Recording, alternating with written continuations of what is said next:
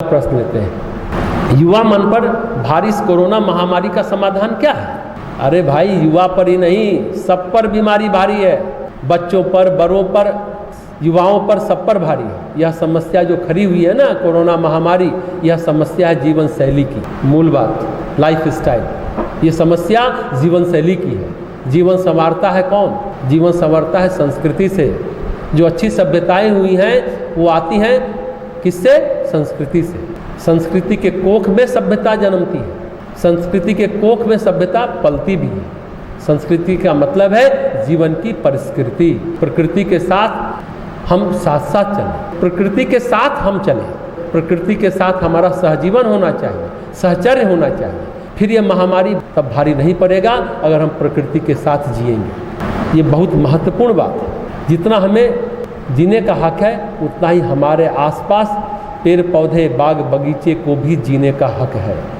लेकिन हम इस बात को समझते नहीं हैं। दरअसल दोष कहाँ है? सिर्फ युवा ही नहीं, हम सभी अपनी संस्कृति को भूल गए। जल का संरक्षण करें, क्योंकि अपने यहाँ संस्कृति में जल को देवता माना गया है। जब बच्चा पैदा होता था तो क्या होता था? माँ और बच्चा तालाब, कुआं, नदी का पूजन करते हैं।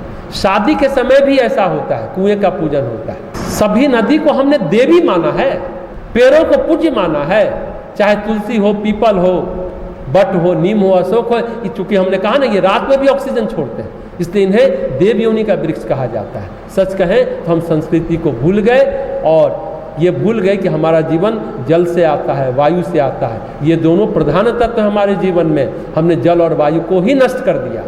आज के युवा इन बातों को समझेंगे तो समाधान होता चला जाएगा। ये सामूहिक जिम्मेदारी है हम सबों की।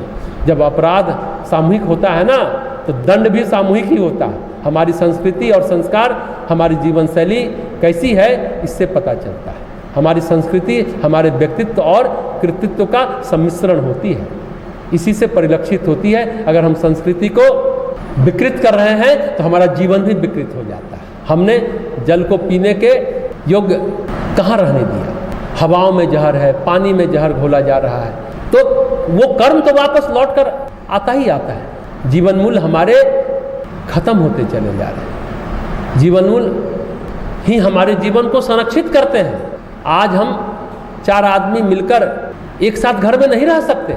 ये कौन सा जीवन मूल्य है? स्वार्थ और अहंकार आज इतना बढ़ गया है, हम पर इतना हावी हो गया है, इतना घना हो गया है कि किसको मारे, किसको नीचा दिखाएं, किसको किस तरह से हम क्या कर डालें, समझ में नहीं आ रहा।